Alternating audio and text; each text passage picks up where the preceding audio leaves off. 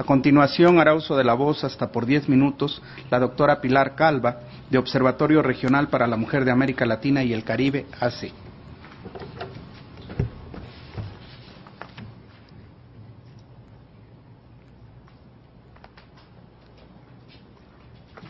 Agradezco la oportunidad de poder exponer ante este alto tribunal algunos puntos que como científico y médico genetista considero relevantes.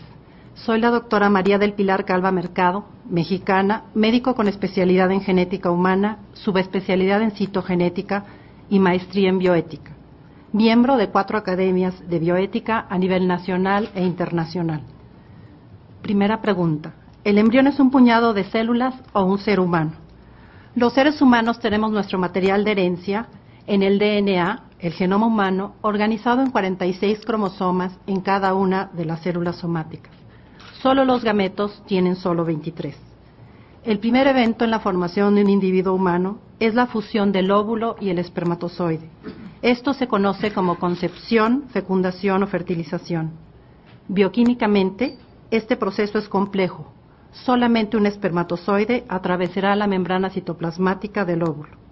La singamia, que es la unión del pronúcleo masculino y femenino. En ese momento, 2 sistemas, el óvulo y el espermatozoide, dejan de funcionar en forma individual y constituyen un nuevo sistema, un nuevo genoma que comienza a operar como una unidad llamada cigoto o embrión unicelular. Una vez ocurrida la concepción, se observa un proceso vital que no se detendrá hasta la muerte del individuo. Evidencias genéticas del estatuto humano del embrión. Son 3. La primera, la individualidad genética del cigoto. Desde el momento mismo de la fecundación, inicia la existencia de una nueva vida, específicamente humana, dotada de un código genético único e irrepetible, no idéntico ni al del padre ni al de la madre. El proyecto Genoma Humano, quizás uno de los avances más recientes, ha demostrado que un ser humano es distinto a otro en menos del 1% de sus genes. Esto es lo que lo hace individual. Y esta realidad se observa desde que fuimos cigotos. Esto se debe, por una parte, a la segregación de los cromosomas homólogos, descrita por Gregorio Mendel, después confirmada por Watson y Crick y recientemente por los estudios del genoma humano. Consiste justamente en que ese par de cromosomas, uno paterno y uno materno, se distribuyan de forma azarosa en alguna de las 2 nuevas células. Por otra parte, el entrecruzamiento o crossing over, bien estudiado en el proceso de la meiosis, consiste en que se intercambien de 3 a 8 segmentos en lugares diferentes en la formación de los gametos.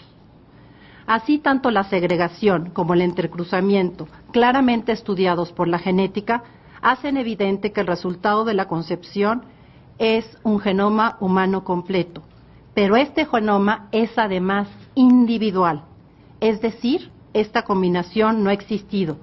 Por lo tanto, es un individuo humano sin lugar a duda para la ciencia. Durante el desarrollo embrionario, conforme se dividen y se especializan las células, nada nuevo es aprendido por el DNA, sino progresivamente muchas cosas son olvidadas. La información está escrita desde la primera célula y no será progresivamente escrita en otras. Esto no es una teoría ni una suposición, sino la información que la genética ha constatado sin lugar a duda. Algunos científicos, tristemente, no presentan la realidad completa y solo dicen que en el momento de la concepción se completa el genoma humano, lo cual los lleva erróneamente a deducir que el cigoto es igual a cualquier célula del cuerpo. Han olvidado hablar de la individualidad, es decir, de la constatación de que el cigoto tiene una genética diferente a la de cualquier ser humano que haya existido, incluso a la de sus padres. Segunda evidencia, la continuidad de su desarrollo. Durante el desarrollo progresivo del embrión, desde cigoto, la primera célula se divide y se organiza sin cesar hacia su plenitud. Todo se realiza en tiempo según un proceso continuo e ininterrumpido, fijado por un programa inicial contenido en el genoma humano. Es necesario recordar que el carácter potencial de la información genética, por lo cual lo que está presente en el patrimonio genético no es formalmente el cerebro ni ningún otro órgano, sino únicamente el programa de su formación futura. Sin embargo, aunque no sea una presencia formal, tampoco se trata de una posibilidad abstracta e indeterminada, sino real, materialmente presente en la estructura química del ADN, además con sus características específicas e individuales. La ciencia nos conduce a afirmar que si ello no fuese humano, desde el inicio de su vida individual en la concepción, no se volvería jamás. Para quienes quieren redefinir el inicio del embarazo, como es el caso de esta ley, a partir de la implantación, habría que solicitarles, con todo rigor científico, que determinaran a qué especie pertenece el organismo en sus primeros días, pues sin duda es un ser vivo para la biología. Además, tendrían que poder explicar cómo sucede el proceso de cambio de una especie en otra, que se conoce como evolución, en escasos 14 días, cuando la evolución, sabemos, ha tardado millones de años.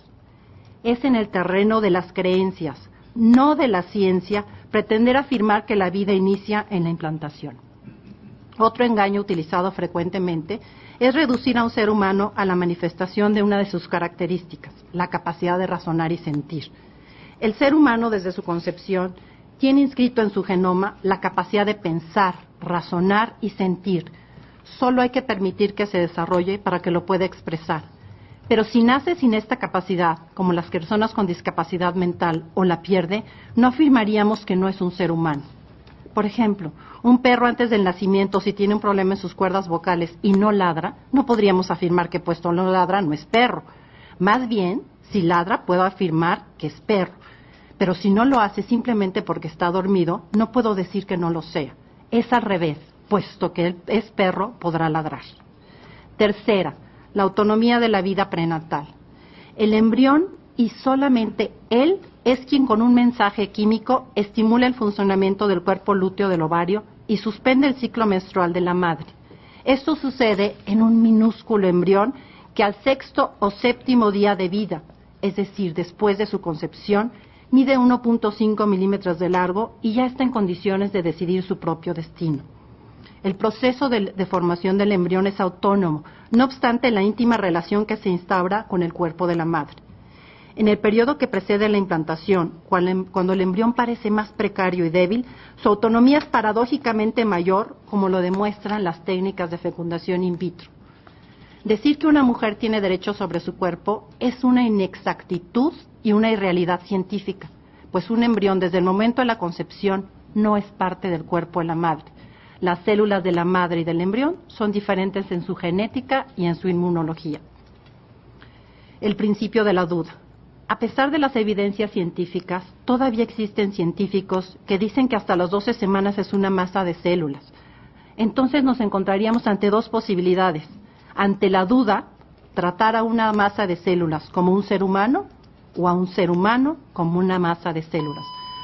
Por supuesto, tendría que ser lo primero. Otra cuestión que me preocupa es poner a su consideración la redefinición del embarazo, que ya se ha contemplado en diversas leyes, como ha sido mencionado.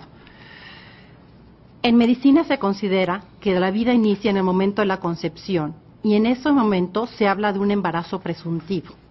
La redefinición del embarazo, peligrosamente, abre la puerta a nuevas amenazas, la manipulación y la utilización de los embriones sobrantes, la clonación, la obtención de células madre embrionarias e incluso la venta de embriones humanos, ya que todos estos procesos se dan antes de la implantación. Entonces, el embrión es cosificado. La ciencia debe servir al ser humano. Los médicos como profesionistas estamos para defender la vida y la salud y evitar las enfermedades, tratar siempre de curar a los enfermos y cuando no lo podemos hacer, debemos aliviarlos y consolarlos. Señores y señoras ministras, mi conclusión sería: el inicio preciso de todo ser humano es cuando la información genética necesaria y suficiente se reúne dentro de una célula, el óvulo fertilizado, y este momento es la concepción. Por lo tanto, toda acción sobre un embrión, desde el momento de la concepción, se realiza sobre un individuo humano, constatación de la genética humana. Muchas gracias. Gracias, doctora Calva. Señor ministro presidente, me permite informarle que existe programado un receso de hasta 15 minutos. Bien, tomaremos el receso y por respeto a los tiempos de quienes deben participar en el segundo bloque, reiniciaremos esta audiencia a las 12:15 como está previsto en nuestro programa.